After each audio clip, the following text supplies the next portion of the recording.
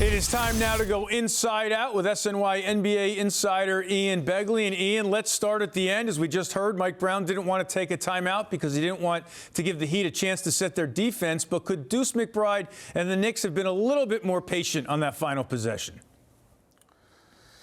Yeah, I think the last two shots certainly could have been more patient. You know, you had Karl Towns and you even had Mikal Bridges, who played really well, I thought, early on and did not shoot the ball in the fourth quarter at all. So I do think they could have slowed things down and gotten a better look. And obviously, that's where you miss Jalen Brunson, your floor leader. You know the ball is going to be in his hands in those moments, and he's going to set you up or set himself up for a good look. So, yeah, if nothing else, a learning experience, I think, for everybody on the floor, including Deuce McBride, but certainly could have slowed things down a bit there.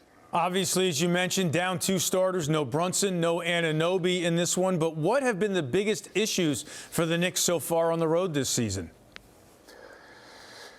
Well, you know, 0-4, I thought that the first three-game trip, you know, Mike Brown has said he was still getting used to the substitution patterns, really figuring his way through the rotation, and he found some comfort there in the homestand where they played really well.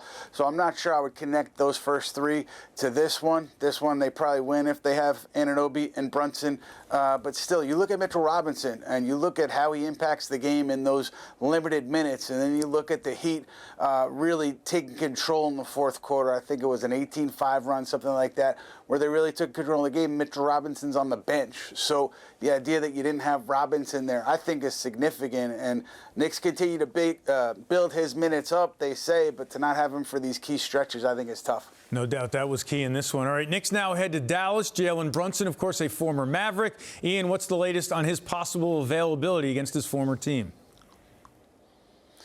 You know, he was working out before the game down there, and he was just testing mobility, I assume. You know, you look at that Wednesday game, I think it would be ahead of, you know, initial assessments there on the ankle in that immediate aftermath of that thing. I think the Dallas game would be ahead of that schedule. But Brunson is a quick healer, and the idea that he was out there testing the ankle, it certainly gives you optimism.